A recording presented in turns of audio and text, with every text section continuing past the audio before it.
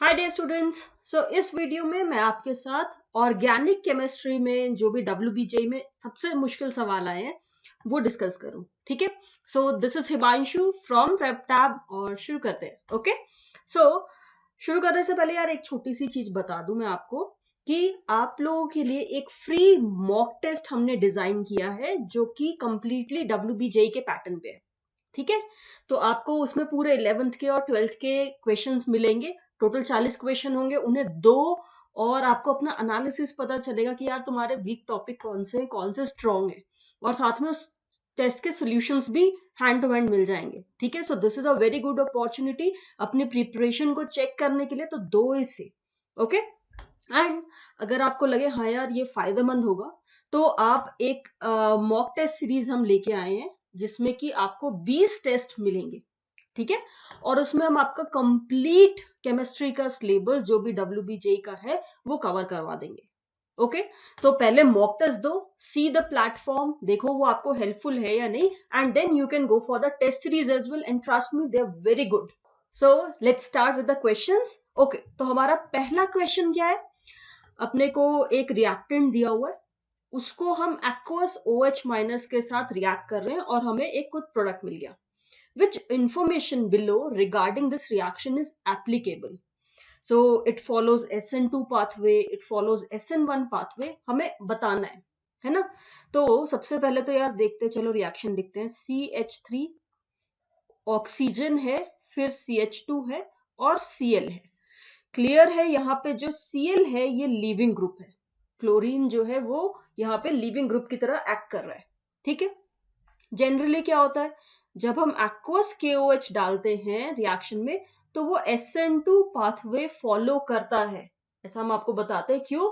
क्योंकि OH minus जो है वो एक स्ट्रॉन्ग न्यूक्लियोफाइल है, इसीलिए आप उससे रिएक्शन कर लो, है ना? SN2 पाथवे फॉलो करो।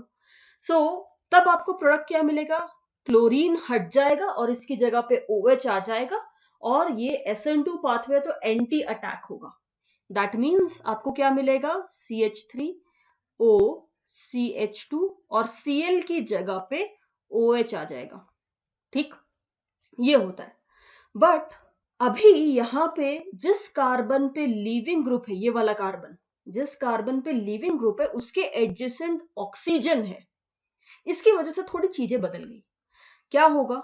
चलो एक बार SN1 पाथवे ट्राई करके देखते हैं कि यार क्या होता है SN1 पाथवे में। क्या होता है, दो स्टेप में रिएक्शन होती है। पहले स्टेप में कार्बोकेटायन बनता है और फिर उस पे जाके सब्स्टिट्यूशन होता है ना? तो कार्बोकेटायन कहाँ बनेगा? जिस कार्बन पे लीविंग ग्रुप है, लीविंग ग्रुप निकल जाएगा और वहां कार्बोकेटायन बन जाएगा। लीविंग ग्रुप निकल गया, क्लोराइड। अब यार ये इंटरमीडिएट बना है, रिएक्शन ये फॉलो होगी अगर एक स्ट्रॉन्ग इंटरमीडिएट बन रहा है। तो यहां देखो ये जो कार्बोकेटायन बना, क्या ये स्ट्रॉन्ग है? Yes, definitely. क्यों?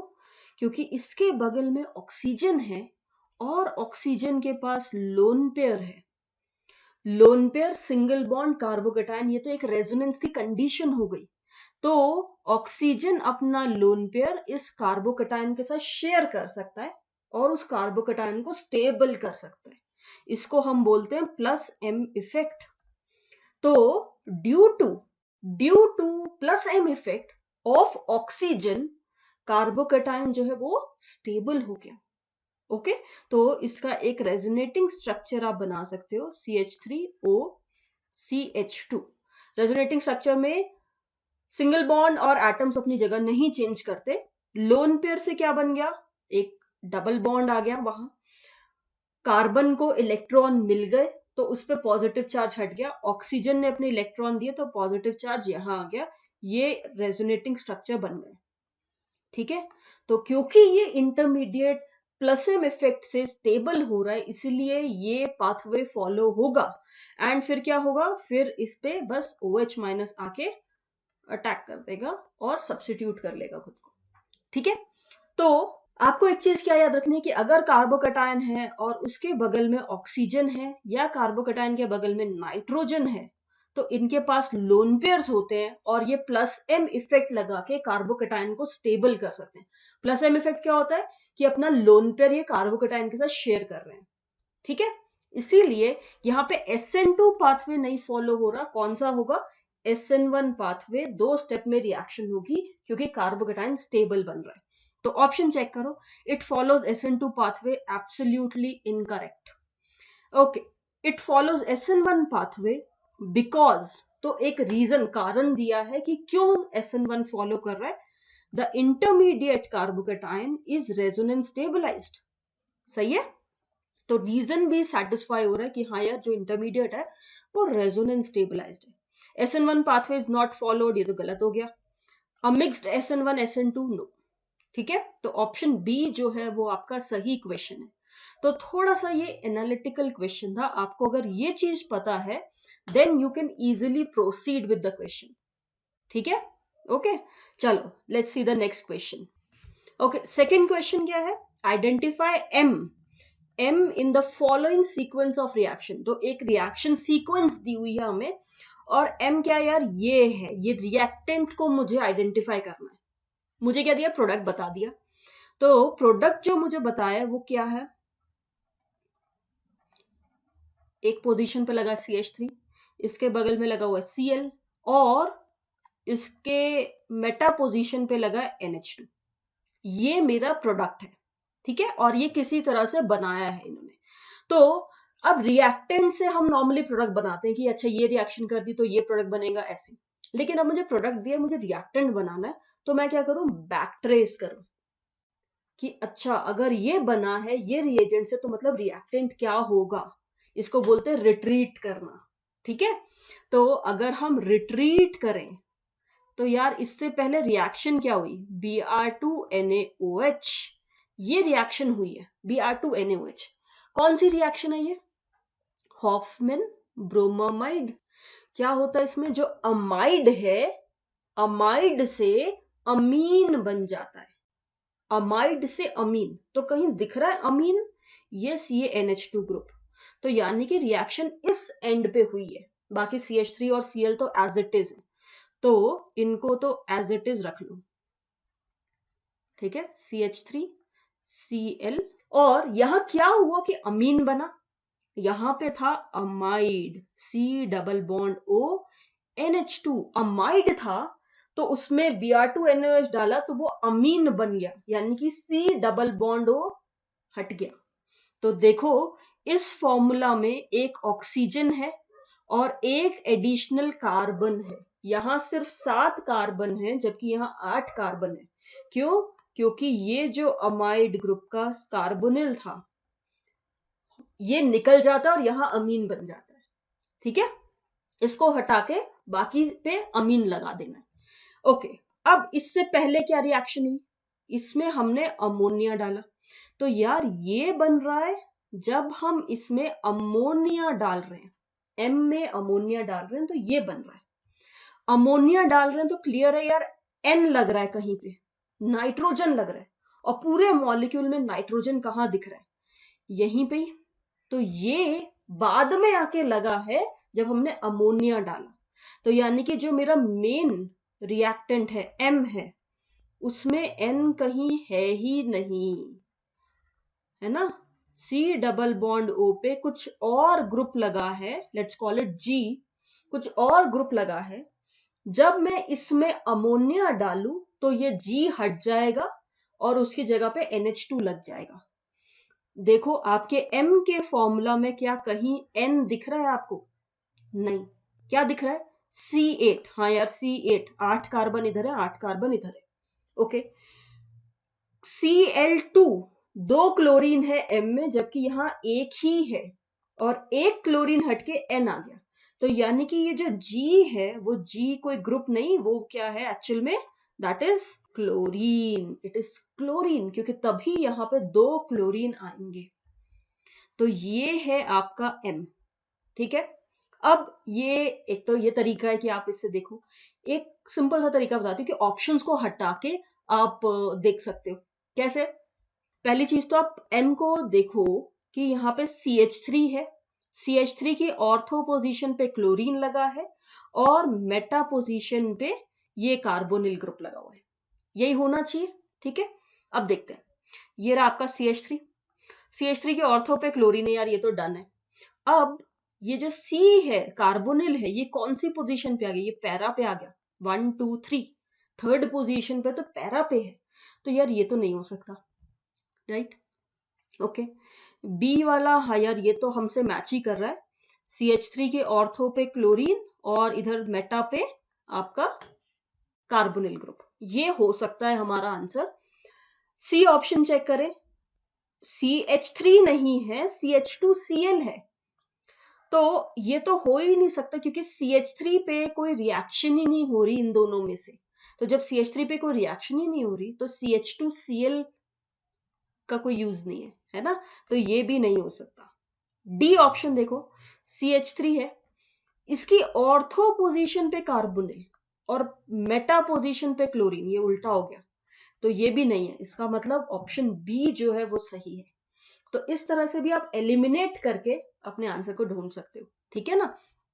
चलो नेक्स्ट क्वेश्चन देखते हैं यार, बड़ा ही सिंपल क्वेश्चन है लेकिन बहुत ही सोचने वाला क्वेश्चन है, ठीक है? The total number of aromatic species generated in the following reaction. तो अपने को 4 रिएक्शन दिए, देखना है कि रिएक्शन में जो प्रोडक्ट बन रहा है वो एरोमेटिक है या नहीं है। पहली बात तो एरोमेटिक कब होता है? पहले तो वो साइक्लिक होना चाहिए, दूसरा वो प्लेनर होना चाहिए यानी कि सभी कार्बन sp2 होने चाहिए, और तीसरा उसमें रेजोनेंस होना चाहिए।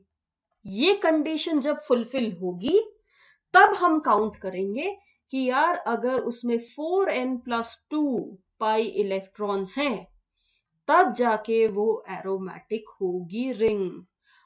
ओके, 4n+2 पाई का मतलब n की वैल्यू पुट करो, n की वैल्यू 0 पुट करोगे तो 2 पाई इलेक्ट्रॉन, 1 पुट करोगे तो 6 पाई इलेक्ट्रॉन, 2 पुट करोगे तो 10 पाई इलेक्ट्रॉन। अगर ये है तब वो एरोमेटिक है, ठीक है? चलो, तो ये मुझे देखना है। फर्स्ट रिएक्शन, एक 3 मेंबर्ड रिंग है, यहाँ पे क्लोरीन लगा है और SbCl5 डाला है। SbCl5 क्या है? लुईस एसिड की तरह एक्ट करता है, ठीक है? लुईस एसिड मतलब उसको चाहिए लोन पेयर, कि कोई यार लोन पेयर दे दे मुझे। लोन पेयर यहाँ पे किसके पास है? क्लोरीन के पास। क्लोरीन तो 3 लोन पेयर लेके घूम रहा है ना? तो क्लोरीन इसको अपना लोन पेयर देगा, लेकिन लोन पेयर ऐसा फ्री में नहीं देगा। वो कहेगा कि यार लोन पेयर चाहिए तो मेरे साथ बॉन्ड बना ले। अच्छा, अब अगर क्लोरीन उसके साथ बॉन्ड बनाएगा तो यार इधर वाला बॉन्ड तोड़ना पड़ेगा, तो रिंग के साथ वाला बॉन्ड क्लोरीन तोड़ देगा। जब वो बॉन्ड तोड़ेगा तो ऐसा थोड़ी होमोलिटिक फिजन होगा क्योंकि इलेक्ट्रोनेगेटिविटी डिफरेंस है, इसीलिए हेट्रोलिटिक फिजन होगा, यानी कि एक पे आएगा पॉजिटिव चार्ज, एक पे आएगा नेगेटिव चार्ज। तो क्लोरीन क्योंकि मोर इलेक्ट्रोनेगेटिव है, इस पे आएगा नेगेटिव, कार्बन लेस है तो इस पे पॉजिटिव, और ये बन गया किसके साथ? चला गया SbCl5 के साथ, चला गया। अब ये जो 3 मेंबर्ड रिंग पीछे रह गई, इसको चेक करना है कि क्या ये एरोमेटिक है या नहीं है। देखो कितने पाई इलेक्ट्रॉन है? 1 पाई बॉन्ड है यानी कि 2 पाई इलेक्ट्रॉन्स, तो यस ये एरोमेटिक है, ये तो होगा, ठीक है? दूसरी रिएक्शन, सोडियम मेटल डाला है हमने। ओके, मेटल का काम है, मेटल का काम है इलेक्ट्रॉन देना, तो भाई इसने इलेक्ट्रॉन दे दिया, 1 इलेक्ट्रॉन दिया, तो ये क्या बन जाएगा? Na+। अब ये इलेक्ट्रॉन कहाँ जाएगा? ये इलेक्ट्रॉन ढूंढेगा कोई इलेक्ट्रॉन डेफिशिएंट सेंटर, जो कि यहाँ पे हाइड्रोजन है। तो ये इलेक्ट्रॉन आएगा हाइड्रोजन के पास। हाइड्रोजन एक ही बॉन्ड बना सकता है, एक ही वैलेंसी रख सकता है, तो हाइड्रोजन को ये बॉन्ड तोड़ना पड़ेगा, ठीक है? तो जब वो ये बॉन्ड तोड़ेगा क्या होगा? ये एज इट इज रहेंगे, यहाँ पे आ जाएगा एक नेगेटिव चार्ज यानी कि लोन पेयर, और हाइड्रोजन इलेक्ट्रॉन एक्सेप्ट करके क्या बन गया? रेडिकल। वो एक और रेडिकल के साथ जुड़ेगा और क्या बना लेगा? Hydrogen gas. ये नहीं देखना हमें, इस रिंग को देखना, क्या ये रिंग जो बनी क्या ये एरोमेटिक है? देखो 5 मेंबर्ड रिंग है, 2 पाई बॉन्ड है और एक लोन पेयर है, ये तीनों रेजोनेंस में है। तीनों रेजोनेंस में है तो टोटल इलेक्ट्रॉन कितने हुए? 6। आपको लोन पेयर के इलेक्ट्रॉन्स भी काउंट करने होते हैं, है ना, अगर वो रेजोनेंस में। तो ये रिंग भी क्या है? एरोमेटिक। ओके, अब देखो, अब हमारे पास एक 7 मेंबर्ड रिंग है। इस रिंग पे ब्रोमीन लगा हुआ है और इस कंपाउंड को मैंने पानी में डाल दिया। पानी, क्योंकि वो पोलर सॉल्वेंट है, पोलर प्रोटिक सॉल्वेंट है, वो क्या करेगा, अगर कहीं इलेक्ट्रोनेगेटिविटी डिफरेंस है तो उस बॉन्ड को तोड़ देगा। ठीक है, तो यस, ये जो कार्बन और ब्रोमीन का बॉन्ड है, यहाँ इलेक्ट्रोनेगेटिविटी डिफरेंस है। ब्रोमीन ज्यादा इलेक्ट्रोनेगेटिव है कार्बन से, तो ये तीनों एज इट इज रहे। ब्रोमीन और कार्बन का बॉन्ड टूट गया। जब बॉन्ड टूटा तो ऑब्वियसली चार्जेस आएंगे, ब्रोमीन पे नेगेटिव, कार्बन पे पॉजिटिव। अब देखो कितने इलेक्ट्रॉन रह गए रिंग में, 1 2 3, 3 पाई बॉन्ड मतलब 6 पाई इलेक्ट्रॉन्स। ठीक है, तो ये रिंग भी एरोमेटिक है।